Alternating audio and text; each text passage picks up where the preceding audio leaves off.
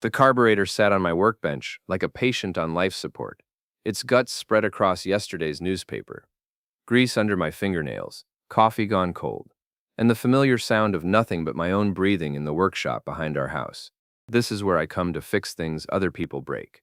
Cars, lawnmowers, marriages, though that last one's proving trickier than expected. My phone buzzed against the wooden surface. Mickey, my 17-year-old son, texting at 11 p.m. on a Tuesday. Mom says you have to come to her office. Urgent. I stared at the screen, wiping my hands on an already filthy rag. Renee working late again, third time this week. Her PR job at Coastal Realty apparently required more evening hours than a vampire's day job. On my way, I typed back. Though every instinct told me this was going to be another one of those conversations where I'd somehow end up being the bad guy. The drive to her office took 15 minutes through our post-industrial Maine town. Mill smokestacks stood like tombstones against the night sky, monuments to jobs that moved to China before Mickey was born. I'd managed to hold on to my supervisor position at the paper mill through 3 ownership changes and 2 recessions, but Renee always made it sound like I was one bad quarter away from unemployment. Her building sat on the gentrified side of town, all glass and steel, trying to convince people that prosperity was just one real estate transaction away. I found her on the 3rd floor, pacing behind her desk like a caged animal. Shay Morrison, her best friend and office gossip coordinator, sat in the corner chair looking like she'd rather be anywhere else. Jack, thank God. Renee's voice had that edge it got when she was about to make something my fault. My laptop's missing. All my client files, the Henderson development proposal, everything. I looked around her pristine office. Everything in its place, except for the obvious gap where her computer should be. When did you last see it? This morning. I left it right here when I went to lunch. She gestured at her desk with the dramatic flair of a courtroom lawyer. Someone broke in. Had to be. Shay shifted uncomfortably. The security guard didn't see anyone unusual. Well, they missed something, Renee snapped. Jack, you know computers. Can you track it somehow? I almost laughed. Sure, I'll just add IT consultant to my resume right after doormat. The sarcasm rolled off my tongue before I could stop it. Renee's eyes flashed. This is serious, Jack. That laptop has sensitive information. If it gets out, have you called the police? Not yet. I wanted to talk to you first. Which meant she wanted me to fix this mess without involving anyone official. Standard operating procedure in the Bonner household. Jack handles the dirty work while Renee maintains plausible deniability. I walked around her desk, checking drawers, looking under papers. You back everything up to the cloud? Some things. Her answer came too quickly, like she'd rehearsed it. What about the car? Sometimes you leave it there. She exchanged a glance with Shay that lasted half a second too long. I already checked, but I was already heading for the elevator. Outside in the parking garage, I used her spare key to pop the trunk of her Honda. Nothing. Glove compartment was clean, except for registration and insurance papers. But when I opened the center console, my world shifted on its axis. A lipstick-stained wine glass sat nestled between breath mints and parking receipts. The lipstick wasn't Renee's shade. She wore subtle pinks, not this deep red. Beneath the glass, crumpled like an afterthought, was an empty condom wrapper. I held both items up to the overhead light, my mind cataloging details with the methodical precision I used to diagnose engine problems. The wine glass was expensive crystal, not something from our kitchen cabinet. The condom wrapper was torn hastily, not the careful opening of planned intimacy. When I returned to her office, Renee and Shay were whispering near the window. They stopped talking the moment I appeared. Find anything? Renee asked, her voice carefully neutral. I set the wine glass and wrapper on her desk without ceremony. Want to explain these? The color drained from her face. Shay suddenly found her purse fascinating. I can explain. I'm sure you can. I sat down in the chair across from her desk, the same chair where I'd sat 3 years ago when she got this job, where I'd told her how proud I was of her success. I've got time. She looked at Shay, who nodded almost imperceptibly. Some kind of signal they'd worked out. It's not what you think. Really? Because what I think is that my wife is screwing someone in her car and leaving the evidence where any mechanic with half a brain would find it. Jack, please. Who is he? Silence stretched between us like a taut wire. Finally, Shay stood up. I should go. Sit down, Shay. You're part of this conversation now. Renee's composure cracked slightly. You don't understand the pressure I'm under. The Henderson development is worth millions. There are expectations. Expectations that include fucking your clients in the back seat? It's not a client. The words slipped out before she could stop them. I leaned back in my chair, feeling pieces of a puzzle clicking into place. Then who? Another glance between the women. Another silent conversation I wasn't invited to join. Brett Langley, Shay said quietly. The name hit me like a punch to the gut. Brett Langley, former high school football hero turned real estate developer. The golden boy who'd married into money and spent the last 20 years buying up half the county. The same Brett Langley who'd made my life miserable in high school and apparently decided to continue the tradition. How long? My voice sounded calm, which surprised me. Jack. How long, Renee? 6 months. I nodded slowly, processing this information with the same methodical approach I used for everything else. 6 months of late nights, weekend conferences, and mysterious phone calls. 6 months of feeling like a stranger in my own house. Is that why your laptop's really missing? Love letters. You don't want me to see? She didn't answer, which was answer enough. I stood up, suddenly exhausted. I'm going home. We'll finish this conversation later. Jack, wait! But I was already walking toward the elevator, leaving her with her explanations and her best friend's knowing looks. The drive home passed in a blur of streetlights and racing thoughts. 20 years of marriage, 17 years of raising Mickey together, and it all came down to a lipstick-stained glass and a torn condom wrapper. And at home, I sat in my workshop until after midnight, pretending to work on the carburetor while my mind churned through possibilities. Around 1 a.m., I heard Renee's car in the driveway. She came inside quietly, probably hoping I'd already gone to bed. I stayed in the workshop, listening to her footsteps overhead, the sound of running water, the creak of our bedroom floor. When the house finally fell silent, I crept inside and stood outside our bedroom door. She was on the phone, her voice barely above a whisper. I know. He found some things in my car. No, he doesn't suspect about the baby. It might be yours, or it might be Brett's. We need to figure this out before he gets suspicious. The baby. I stood there in the hallway, feeling like someone had reached into my chest and rearranged my internal organs. Renee was pregnant, had been hiding it from me, and she wasn't sure who the father was. I walked back to the workshop on unsteady legs, sat down at my bench, and stared at the disassembled carburetor. All those tiny parts, each with a specific purpose, each needing to be in exactly the right place for the engine to run properly. My marriage was like that carburetor, broken down into component parts, scattered across the workbench of my life. The difference was, I'd always been able to fix engines. Didn't see that in the wedding vows, I muttered to the empty workshop. But as I sat there in the darkness, surrounded by the tools of my trade, I realized something important. I might not be able to fix my marriage, but I sure as hell could take it apart piece by piece and see how it worked. And maybe, just maybe, I could build something better from the wreckage. The next morning, I woke up on the workshop couch with a crick in my neck and the taste of betrayal in my mouth. Renee had already left for work, leaving behind a pot of coffee and a note that said, "We need to talk tonight, Manj, R." Mickey found me there, staring at my phone and trying to decide whether to call in sick to work. Dad, you okay? I looked at my son, tall, lanky, with Renee's dark eyes and what I'd always thought was my stubborn chin. Now I wondered if that chin came from Brett Langley's gene pool. Fine, kiddo, just working on something. He glanced around the workshop, taking in the unchanged carburetor and my rumpled clothes. Mom seemed upset this morning. Yeah, well, sometimes adults have complicated problems. Mickey nodded like he understood. Though at 17, his biggest complication was probably whether Jessica Martinez would go to prom with him.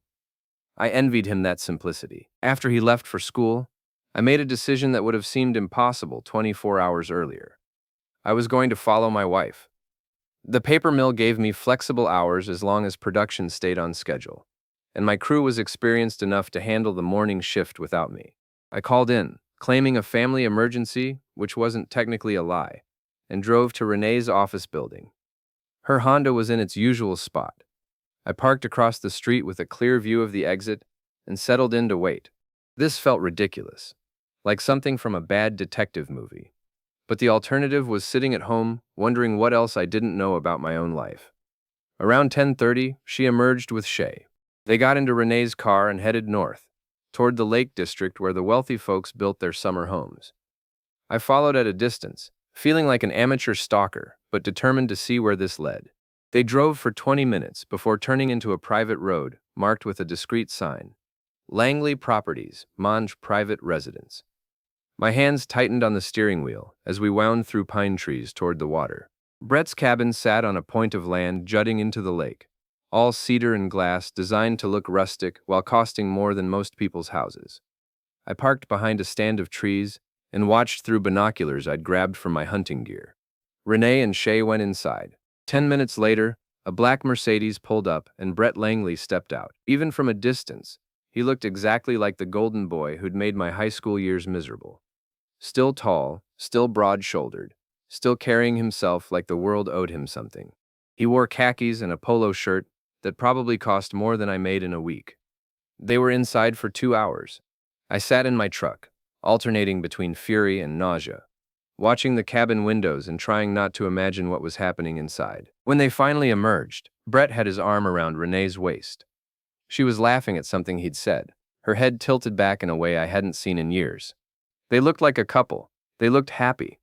Shay came out last, checking her phone and looking uncomfortable. The three of them stood by Brett's car for a few minutes, talking in voices too low for me to hear, even with the windows down. Then Brett kissed my wife. Not a friendly peck, but a long, intimate kiss that made my stomach clench. When they separated, he put his hand on her belly, a gesture so possessive and tender that I wanted to charge down there and rearrange his perfect face. Instead, I started my truck and drove home, my mind spinning with plans I didn't even know I was making. That evening, Renee came home with takeout Chinese and a nervous smile. I thought we could talk over dinner. We sat at our kitchen table, the same table where we'd shared thousands of meals, where we'd helped Mickey with homework, where we'd planned our future together. Now it felt like a negotiating table between enemy camps. I know you're angry, she began, picking at her lo mein. Angry doesn't begin to cover it. It's complicated, Jack. You don't understand the pressures. Help me understand. I set down my chopsticks and looked directly at her. Help me understand how you ended up pregnant with another man's baby. Her face went white. How did you? I heard you on the phone last night. You want to talk about complicated? Let's start there. She was quiet for a long moment, probably calculating how much truth she could get away with. It wasn't planned. Which part? The affair or the pregnancy? Either. Both. She pushed food around her plate without eating. Brett and I have been working together on several developments. We started spending a lot of time together, and things just happened. Things just happened, I repeated, like gravity, like weather, completely beyond your control. Don't be sarcastic, Jack. This is hard enough. Hard for who? You've been lying to me for 6 months. You're carrying another man's baby. But sure, let's worry about how hard this is for you. She looked up at me with tears in her eyes, and for a moment, I almost felt sorry for her. Almost. I never meant for it to go this far. I thought it would just be, I don't know, a distraction. From what?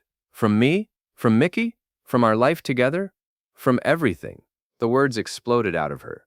From this house that's always falling apart. From your job that barely pays the bills. From feeling like I'm stuck in the same small town where nothing ever changes. There it was. The truth beneath all the rationalizations and excuses. I wasn't enough for her. Our life wasn't enough. She wanted something bigger, shinier, more expensive than what a paper mill supervisor could provide. So you decided to trade up. It's not like that. Then what is it like, Renee? Explain it to me like I'm stupid. Because apparently, I've been pretty fucking stupid for the last 6 months. She wiped her eyes with a napkin. Brett makes me feel important. Like I matter. Like I'm worth something. And I don't? You make me feel safe, comfortable. But that's not enough anymore. I nodded slowly, understanding finally clicking into place. So what happens now? I don't know. The baby complicates things. Does Brett know? Yes. What does he want? She hesitated. He wants me to leave you, move in with him. And what do you want? Another hesitation. I want to know who the father is. I stood up from the table, suddenly unable to sit still. All right. Let's find out. What do you mean? Paternity test. Soon as possible. No point in making decisions based on incomplete information. She looked surprised, like she'd expected me to fight or plead or make some kind of scene. Instead, I was approaching this like any other problem that needed solving. Gather the facts, analyze the data, make a plan. Okay, she said quietly. Good. I'll call the doctor tomorrow. I started clearing the table. dumping untouched Chinese food into the garbage. Behind me, Renee sat in silence, probably wondering why I wasn't screaming or throwing things. The truth was, I felt strangely calm. For months, I'd sensed something was wrong without being able to identify it. Now I knew what I was dealing with. The problem had been defined. The next step was figuring out how to solve it. Or, if it couldn't be solved, how to make sure I came out of this mess with my dignity and my son intact. As I loaded dishes into the dishwasher, I found myself thinking about Brett Langley's smug face, his expensive car, his lakeside cabin. He thought he'd won something, thought he'd taken my wife and gotten away with it. But the game wasn't over yet. In fact, I was just starting to understand the rules. Jack? Renee's voice was small, uncertain. Yeah? What are you thinking? I turned to look at her, this woman I'd loved for 20 years, who was carrying another man's child and planning to leave me for a better offer. I'm thinking, I said carefully, that things are about to get very interesting around here. The paternity test was scheduled for the following week, which gave me time to do what I do best, research the problem thoroughly before attempting a repair. I started with social media. Renee thought I was too old-fashioned to understand technology, but 20 years of troubleshooting industrial equipment had taught me that every system has vulnerabilities if you know where to look. Her Facebook account was locked down tight, but Instagram was more revealing. Photos from company events, professional headshots, and scattered images that told a story she probably didn't realize she was telling. Brett appeared in several pictures over the past 6 months, always in the background at first, then gradually moving closer to the center of the frame. The last few photos showed them standing together at various real estate functions, his hand possessively placed on her lower back. But the real treasure trove was her cloud backup account. Renee had used the same password for everything since college, Mickey's birthday plus her maiden name. It took me 10 minutes to access her files from my workshop computer. What I found there made my blood run cold. Text messages between her and Brett going back 8 months, not 6. Photos I never wanted to see.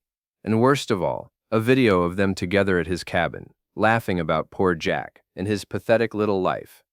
In the video, Brett was holding a beer and gesturing toward the lake. He has no idea, he was saying. Still thinks you're working late at the office. Renee giggled, actually giggled, like a teenager with a crush.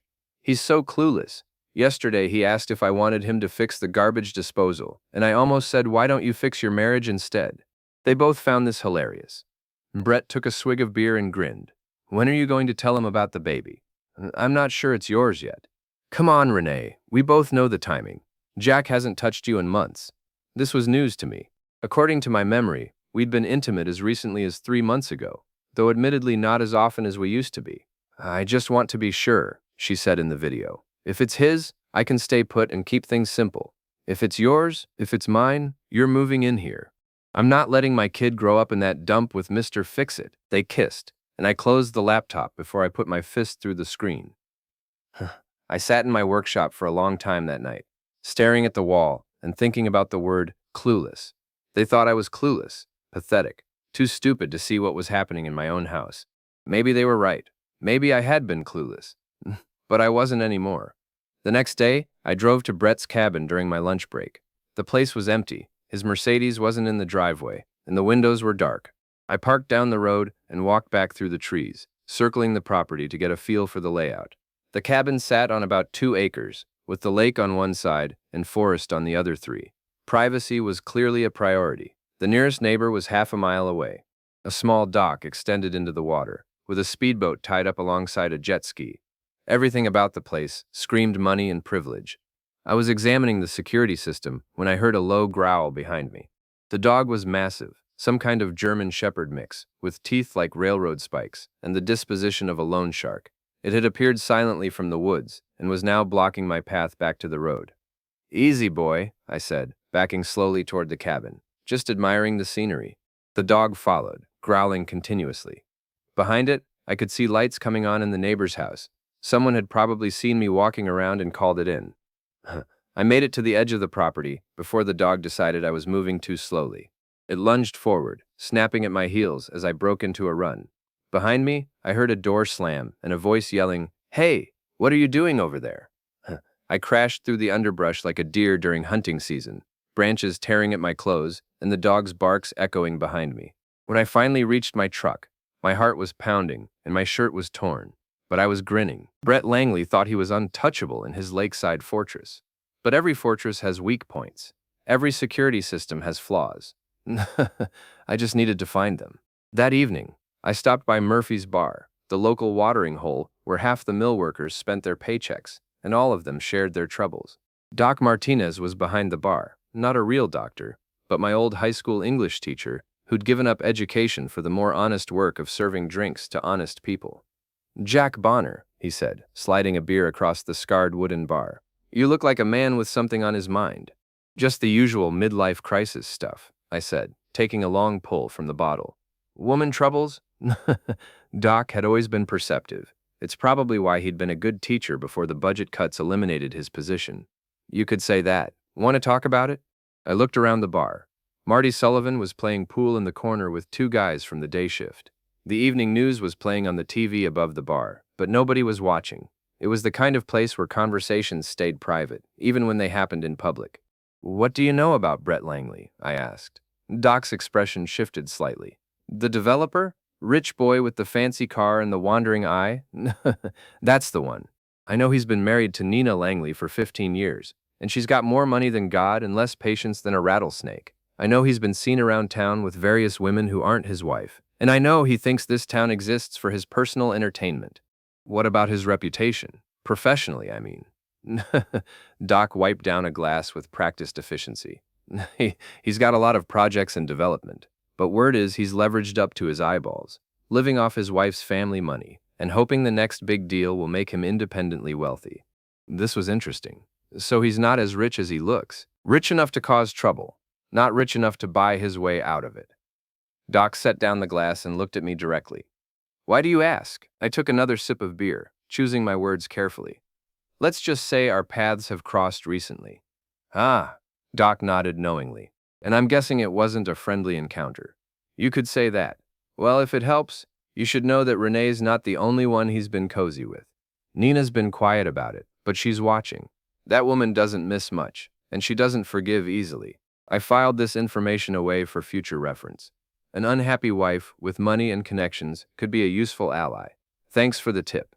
Just remember, Jack, men like Brett Langley think they're bulletproof because they've never faced real consequences. But everybody's got a breaking point. Even golden boys. I finished my beer and left a 10 on the bar. I'll keep that in mind. Driving home, I thought about what Doc had said. Brett thought he was bulletproof. He'd taken my wife, insulted my life, and laughed about it on video. He thought I was too clueless and pathetic to fight back. Time to get an education, Brett. Class was about to begin. The paternity test results would take a week to process, which gave me time to plan my next move. I'd been thinking about the high school reunion coming up, an event Renee had been excited about for months, probably because it would give her another chance to be seen with Brett in public. Dastingammer, 20 years since graduation. 20 years since Brett Langley was the golden boy quarterback, and I was just another face in the crowd. Funny how some things never change. I found Renee in our bedroom, trying on dresses for the reunion. She held up a black cocktail dress that probably cost more than my monthly truck payment. "What do you think?" she asked, as if we hadn't spent the last week barely speaking to each other. "I think you'll look beautiful," I said honestly. "Just like always." She seemed surprised by the compliment. "You're still planning to come, right? Wouldn't miss it." The reunion was held at the Marriott downtown, the same hotel where we'd had our wedding reception 20 years ago. The irony wasn't lost on me as I adjusted my tie in the parking lot mirror. The only decent tie I owned, the same one I'd worn to our wedding. Inside, the ballroom was decorated with our school colors and filled with people who'd aged better or worse than expected. I recognized most of the faces, even if I couldn't remember all the names. High school hierarchies have a way of preserving themselves in amber, and tonight everyone was trying to prove they'd escaped their teenage roles. Renee was in her element, working the room like a politician at a campaign event. She introduced me to people with the kind of enthusiasm that felt rehearsed, as if she'd practiced how to present her husband without seeming embarrassed by him. Brett arrived fashionably late with Nina on his arm. She was a striking woman, tall, elegant, with the kind of bone structure that suggested good breeding and expensive maintenance. But her smile never reached her eyes, and she watched her husband with the intensity of a hawk tracking prey. "Jack Bonner." Brett's voice boomed across the room as he approached our table. "How've you been, buddy?" "Buddy." Like we'd been friends in high school instead of him making my life miserable every chance he got. Can't complain, I said, standing to shake his hand. His grip was firm, designed to establish dominance. I squeezed back just hard enough to let him know I wasn't intimidated. You remember my wife Nina? Of course. Nice to see you again. Nina's handshake was brief, but her eyes lingered on my face, as if she was trying to read something there. Jack, I've heard so much about you. I wondered what she'd heard, and from whom. The evening progressed predictably. Speeches from the class president, a slideshow of old photos, the usual mixture of nostalgia and awkwardness that defines these events. I nursed a beer and watched Brett hold court at the bar, telling stories about his business success to anyone who'd listen. But I was watching for something else. Renee kept glancing toward Brett, small looks that she probably thought were subtle. When he went to the bathroom, she excused herself from our table. When he stepped outside for air, she suddenly needed to make a phone call. Around 10 o'clock, the organizers announced they'd be showing a special slideshow of candid photos that classmates had submitted. The lights dimmed and images began flashing on the screen at the front of the room. Prom pictures, sports events, graduation day. Recent ones. The slideshow moved chronologically through our high school years, then jumped to present day with pictures of classmates' families, careers, achievements. The crowd oohed and ahed at appropriate moments, pointing out how people had changed or stayed the same. Then my contribution appeared. It was a photo I'd taken from my truck, zoomed in but crystal clear. Renee and Brett in an intimate embrace outside his cabin. Her face was clearly visible, laughing at something he'd said. His hand was on her pregnant belly, the gesture unmistakably possessive. The room went dead silent. I'd blurred Brett's face just enough to maintain plausible deniability, but everyone who knew them would recognize the body language, the setting, the situation. The image stayed on screen for exactly 10 seconds, long enough for every person in the room to see it, process it, and start whispering to their neighbors. When the lights came up, Renee was staring at me with a mixture of horror and rage. Brett was scanning the room, trying to figure out who was responsible. Nina was looking at her husband with an expression that could have frozen the lake in July. Interesting slideshow, I said to no one in particular. Renee grabbed my arm. We need to talk, now. Sure thing, honey, right after I get another beer. But she was already dragging me toward the exit, her face flushed with embarrassment and anger. Behind us, I could hear the buzz of conversations starting up again, the kind of excited chatter that follows a scandal. In the hotel parking lot, she turned on me with fury I'd never seen before. How could you do that, in front of everyone we know? Do what? Share some photos with old friends?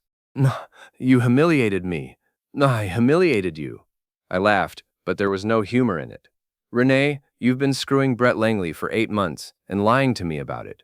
You're carrying his baby and planning to leave me for him. But sure, let's worry about your reputation. No, you had no right. I had every right. You're my wife. Or at least, you were until you decided to audition for the role of trophy girlfriend. She slapped me, hard enough to snap my head sideways and leave a ringing in my ears. I touched my cheek, feeling the sting, and smiled. Feel better? Before she could answer, Brett appeared beside us, his face red with anger. You son of a bitch. What the hell was that? Just sharing some memories with the class. Isn't that what reunions are for? You think you're clever? You think this changes anything? I stepped closer to him, close enough to smell the expensive cologne and see the vein pulsing in his temple. I think you've been underestimating me, Brett. Both of you have. You're nothing, he snarled. A small-town nobody with a dead-end job and a house that's falling apart. Renee deserves better than what you can give her. Maybe, but she doesn't deserve you. He took a swing at me, a clumsy telegraphed punch that I saw coming from a mile away. I stepped aside and let his momentum carry him past me, then grabbed his arm and used his own weight to slam him against the side of his Mercedes. Careful, Brett. You might scratch the paint. He struggled against my grip, but 20 years of physical labor had given me advantages his gym membership couldn't match. I held him there for a moment, letting him feel helpless, then stepped back. Here's what's going to happen, I said calmly. You're going to stay away from my wife. You're going to stay away from my family. And if I see you anywhere near my property, we're going to have a much longer conversation. You can't tell me what to do. Watch me. I pulled out my keys and dragged them along the side of his car, leaving a deep scratch in the pristine paint. Oops, guess you'll need to get that touched up. Brett lunged at me again, But this time Nina appeared and grabbed his arm. "That's enough," she said quietly. "We're leaving." She looked at me with something that might have been respect. "Interesting evening, Jack. I think we should talk soon." As they drove away, Renee turned to me with tears in her eyes. "You've ruined everything." "No, sweetheart. You did that all by yourself. I'm just making sure everyone knows the score." The drive home was silent except for the sound of Renee crying. I felt bad about that. I'd never wanted to hurt her, even after everything she'd done. But sometimes the truth is painful, and sometimes pain is the only thing that gets people's attention. At home, I went straight to my workshop while Renee locked herself in our bedroom. I sat at my workbench, thinking about the look on Brett's face when I'd scratched his car, the way Nina had studied me like I was a puzzle she was trying to solve. The reunion had been just the opening move, a way to let them know that the game had changed, that I wasn't the clueless husband they thought I was, but the real education was just beginning. The paternity test results arrived on a Thursday morning while Renee was at work. I signed for the certified letter and sat in my truck outside the post office, staring at the envelope that would determine the trajectory of the rest of my life. Inside was a single sheet of paper with clinical language and statistical probabilities. The bottom line was simple. I was not the father of Renee's unborn child. I sat there for a long time, feeling something inside me break and heal simultaneously.